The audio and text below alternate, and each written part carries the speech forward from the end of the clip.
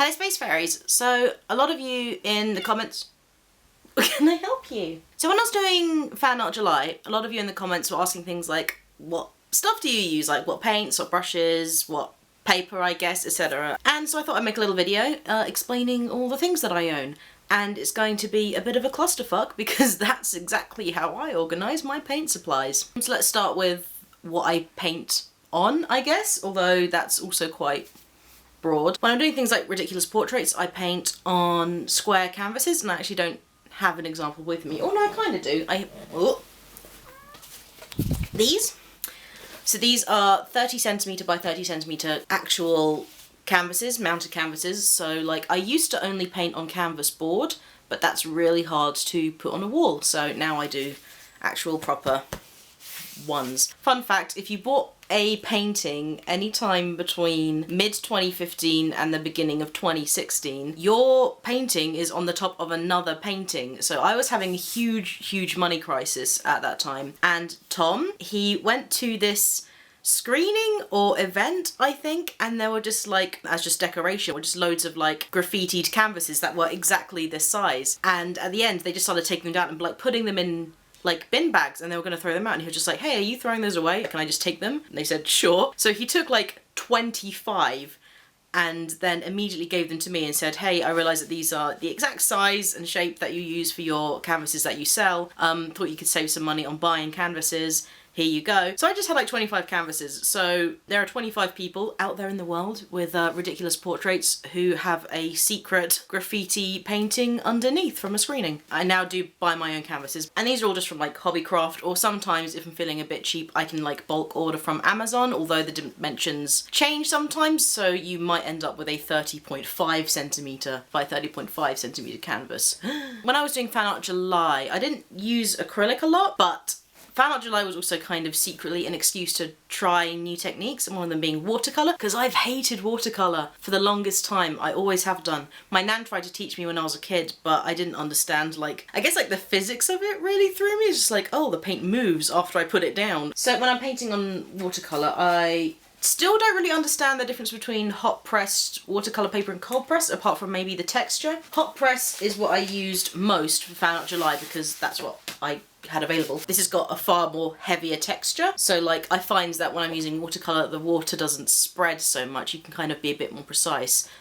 So when you do cold press, which I then did start to do, it's a lot smoother, so there's a bigger risk of the colours running, so you kind of have to be more confident in how watercolour works, I guess, and I wasn't, so there is some kind of splotchy art which never made it onto Fan Art July. And these I kind of got from Cass Art, which is mostly because it was really near to where I work, and also they keep having sales. I would never buy anything from Cass Art full price. I'm sorry, Cass Art, you're just a bit too expensive for me. Paint. This is my paint bag.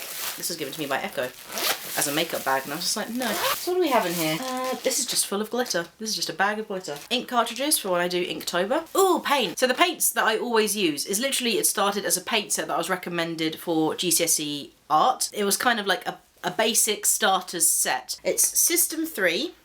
By Dela Rowney, I don't know how to pronounce that. I don't need to, I just need to know how to paint with it. First set that I got was kind of literally red, yellow, blue, white, and it wasn't this fancy. There's like, this is like in an aluminium tube, and the starter pack is like plastic tubes, and the paint's a bit thinner, a bit more easy to manage, and they're sort of like you can't fail type colours. But these are the more advanced set which come in like hundreds of different colours, and it's just what I've always used because I'm familiar with kind of the consistency of the paint. I know how the colours work. With these paints, I only ever get a very specific selection of the same 8 or 9 colours, and that's genuinely never changed in about 12 years of painting. 2 different shades of blue, cerulean and phthalo, however you pronounce that. So if you want vibrancy in your mixing, cerulean is a good shout. Titanium white, not to be confused with zinc white, which isn't so much as a white as it is just kind of, it's kind of hard to explain. Like, this is a solid white. Zinc white always feels like more of a translucent white. Mars black, just good black. Raw sienna. This is good for Caucasian-ish skin tones, or at least cheating on those skin tones. Process magenta. So my other go-to red hue, which has almost run out, is just crimson. I found my scissors. I've been looking for these pieces of shit for the longest time. You're going over there now. More raw sienna, just in case. Sequins, glitter, I don't know. And I don't know where my watercolour palette is. If I knew, I would show you. But it was literally a children's set that I got from WH Smith's years and years ago when I did some illustration work. I am a published illustrator. So I literally bought a £6 set of watercolours from WH Smith's, and then I used it for that one job and never ever touched it again until Fan Art July. That's my recommendation, I guess. I've never tried other watercolours apart from the very fancy set that my nan let me use when I was like 8. This is kind of the point in the video and my art career where you will become slightly disappointed because you're now realising just how very little I actually do know about art. So the other thing that I used for Fan Art July a lot, so you'll see it in the videos a lot, were these really cool things that I literally found a week before I decided to do the project. And I went to Cass Art, so they were a bit expensive. But they were these Derwent watercolour brushes. So literally, you unscrew it and then you put water inside it. So then when you use the paintbrush, the water, if it plays along, comes out of the brush. So you can just put it straight in the paint. You don't need to keep faffing around with like, oh god, it's not clean. You can just keep your brush nice and hydrated. Some silver and gold paint, which I've literally never ever used. Some massive brushes, which I've also never ever used, because look at this. It's going to be a very long time until I feel comfortable using a canvas big enough to accommodate this brush. This is ridiculous. Very clean and pretty looking, unlike every other brush I own. Speaking of every other brush I've owned, would you like to see the worst thing in the world? Do you want to see how awful this is?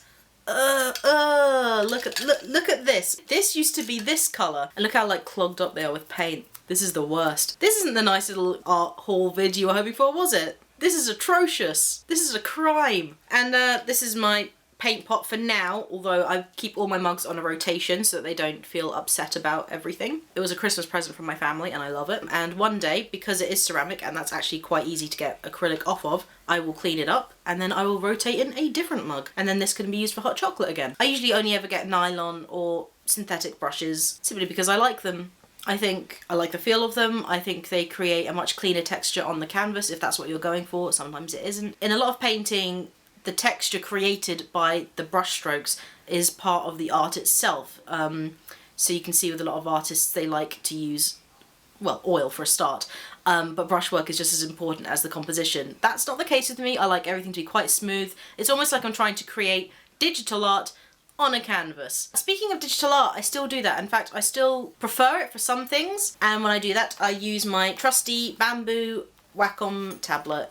And that's kind of all there is to it. And I paint in Photoshop. I know Illustrator is better. I would love to be good at Illustrator. Cannot get my head around it. So everything I do digital is Photoshop at the moment. So there you kind of have it. That's the stuff that I use most of the time when I'm creating art, whether that's ridiculous portraits, digital stuff, watercolours, fan art, everything is kind of all just shoved into a black makeup bag or in other bags on the floor. And honestly, as you've probably guessed, I really just do kind of make it up as I go along. Sorry if that's not helpful.